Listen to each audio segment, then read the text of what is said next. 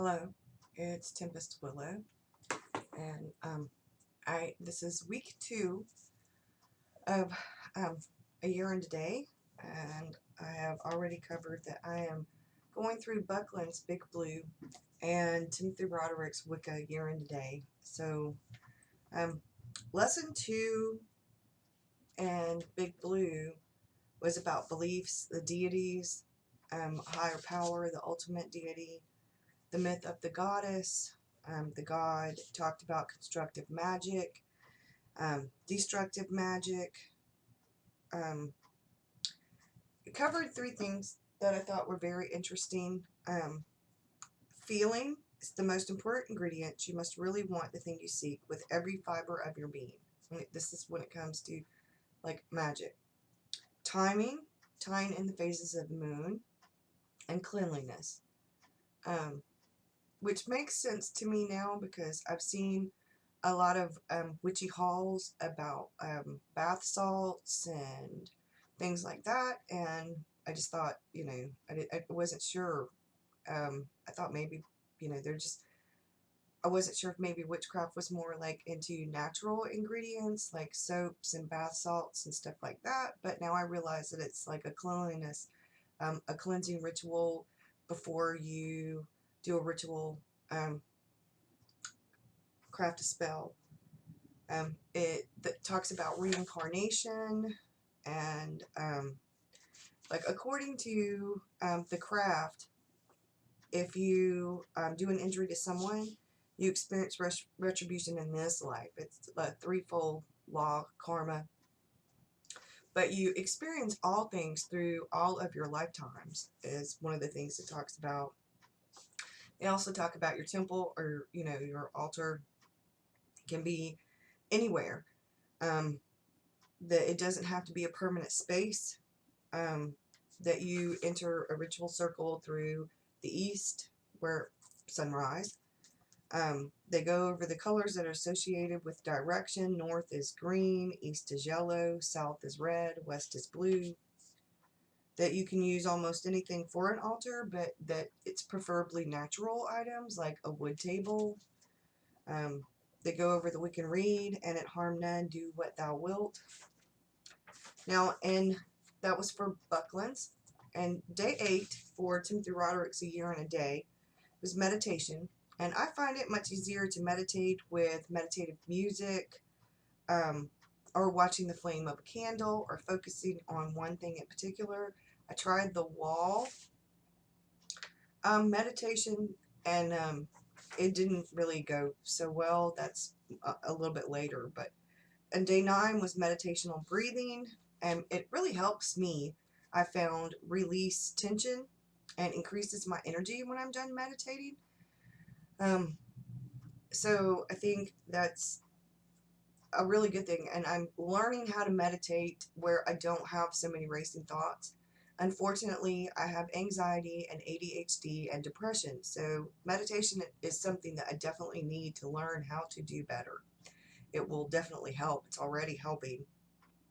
But my mind wanders. I have like racing thoughts during the period of time where I'm trying to meditate. I found that if I take a walk, at least a walk around my yard, it helps me, and then I come inside to meditate. Now, day 10 was meditational sitting. That was the wall gazing, which worked better for me when I didn't try to focus on a blank wall space, and I actually tried to focus on something that was on the wall or something that was, against the wall. Day 11 was meditational walking, and I really enjoyed the meditational walking. Sun walking is brisk, gentle forward movement. The stride is quick and long, and it's best suited to folks who usually have a directed, logical, linear mental focus. Moonwalking, each step is half the length of the foot. There is a pause between steps, but lasts approximately 3 breaths to allow you to integrate the energy of each step you take. It's best suited to folks who have contemplative, creative, non-linear mental energy. Now, here's the thing with all of this, and I have looked up I am on the cusp of Cancer and Leo, so I am both water, moon, and fire, okay? I am a creative, non-linear, positive, the glass half full kind of person. But I'm an emotional, compassionate, introverted extrovert, and I'm actually sort of a little bit closed off, a little bit secretive. I like my own space, my own privacy. I am a loner, so I definitely need alone time. Um, but I don't like, I mean, I can keep a secret, but I don't necessarily keep secrets. I'm blunt and to the point. So, I don't mean the kind of secretive where you like lie and manipulate. I mean, like, I really need that personal, private, very private space. And that's what I mean. I'm also, though, on the solar side, expressive. Because of the ADHD, I'm a fidgeter. I move a lot. I pace a lot. I'm very passionate, and I have quite a bit of frenetic energy. So I'm like slap dab on the middle of the solar and the lunar, like, things. I mean, he tells you to circle which ones are most you, and then whichever one you have more of. Well, mine split right down the middle. So moonwalking and sunwalking was day 12. I found myself, you're supposed to gaze down like at a 45-degree angle. Well, I'm outside walking under the moon, and my gaze is going straight to the sky, and I am looking at all the stars, and I am looking at the moon, and I am enjoying the view, and I forgot to count, and I was just enjoying the night walk, okay? But the walking part, I kept my pace while I was walking at pretty much what I started with when I was counting before I lost count. And when I went back to the walking and counting and breathing and walking thing, I felt more at peace, but I'm not sure that it wasn't the combination of all of it, the gazing at the sky, the universe, feeling at one with it, the beautiful moon, it was a beautiful night, the sky was clear. Okay, so before my husband called, I'm sorry, he is a truck driver and on the road, so when he calls, I try not to miss his calls. So moonwalking and sunwalking, back to those. So when I was sunwalking, like when I was moonwalking, I found myself distracted by nature. The birds that were singing, the breeze, the sun on my face, cars driving by. So I went into my backyard instead of walking on the road in our neighborhood, and I went to our backyard, and I mapped out a circle, and I walked in the circle in the backyard, and that helped with the distractions. And when I was done with the 20-minute walk, I felt more energized, I felt more at peace with myself, and it was a good experience. So guided imagery meditation, that was day 13. And I liked this one the best as far as relaxation went, and finding like my Zen spot place thing. What I found to be really interesting is that when I very first started with the guided imagery, I was a little bit distracted in the beginning. I felt the tension in my body more pronounced.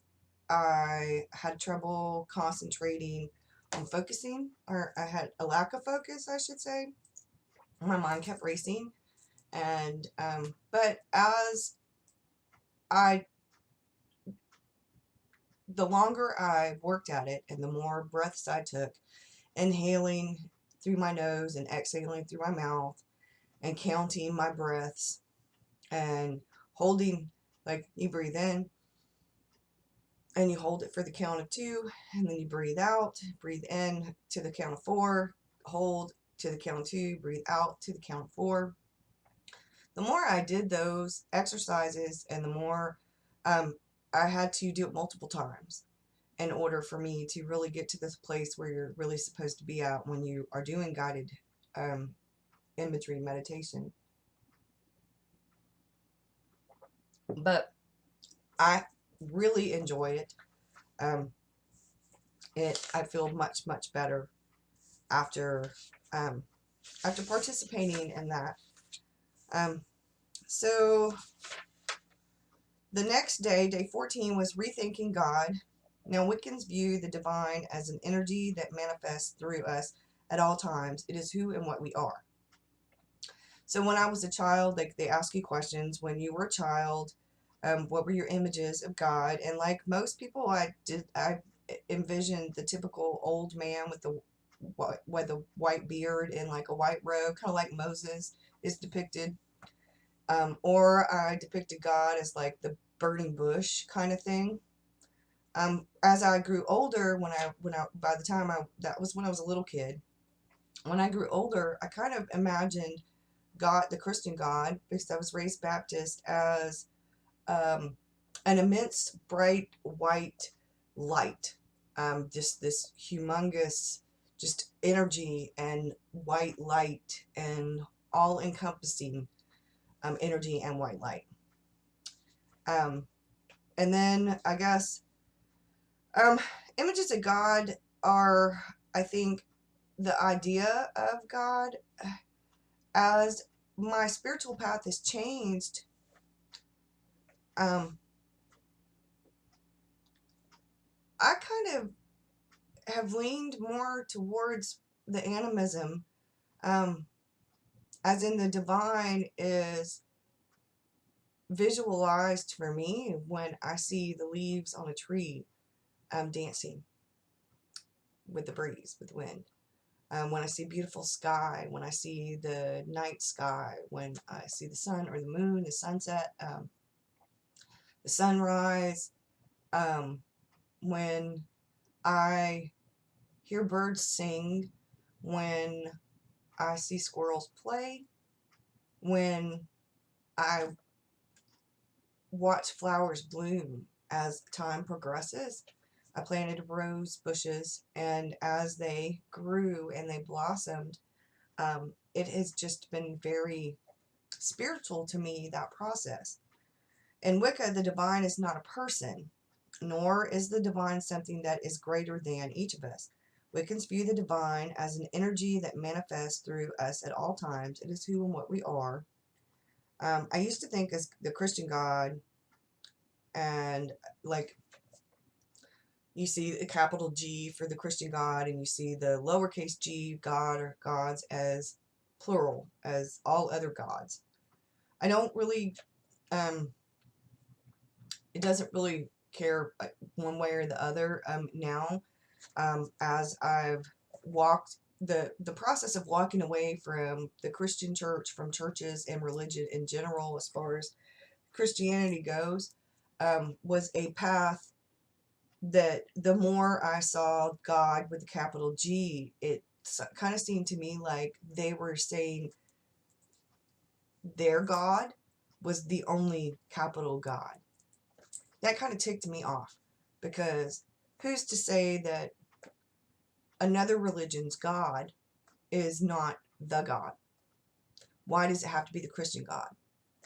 So as far as I'm concerned, when I write God or goddess, for me, I'm going to be capitalizing that shit, because, yeah, they're my God, my gods, my goddesses, and that's what I'm going to do.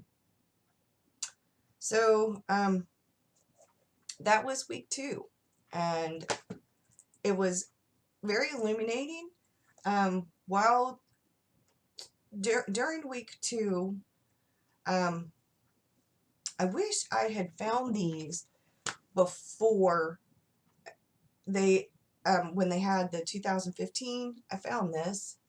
It is a farmer's market 2-year planner for 2016 and 2017, and in this little calendar, they have when the new moon is, when the first quarter is, when the full moon is, when the last quarter is, and I have a farmer's almanac second shelf of this base here is my witchy book. Astrology books, mythology books, fairy tales, like I said, mythology, philosophy, how to write a paranormal novel, Dante's The Inferno, and Wicca books and pagan books and stuff like that are all on that second shelf. On my little bookcase, which sits over here beside my altar table, on the bottom shelf of it, I have my tarot books and tarot cards. And then on the top shelf, well, the middle shelf, are my little canisters with a few of the herbs that I have now. I don't have very many. I have concentrated on getting the tools and getting some of the candles and getting some incense, regular incense, and the books, because I needed to learn. I need to learn. So I still have, like, I need frankincense and myrrh and some of those herbs, and right now I really can't afford to do that. I do have a few herbs, but they're more kitchen herbs, so I'm trying to figure out, like, I don't have any resins, and I don't have, like, a censer, like the little charcoal or whatever. I don't have any of those yet. So I'm working on the supplies. I figured I may have to skip some of the days where they have those, like day 22. That's where I'm at right now. I'm in the, I have an anointing oil recipe. It has mint, and I might make that.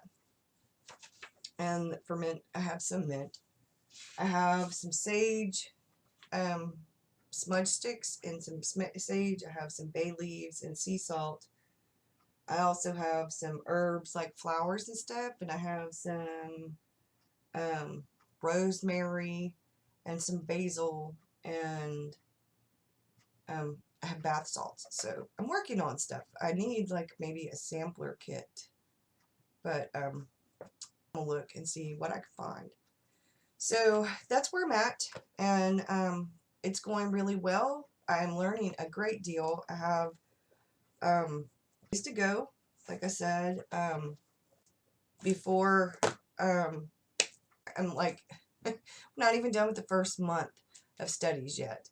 But between the YouTube videos and reading the books and the research and stuff like that, I am finding it very helpful, and I'm learning a great deal, and I'm just so thankful for the witch community.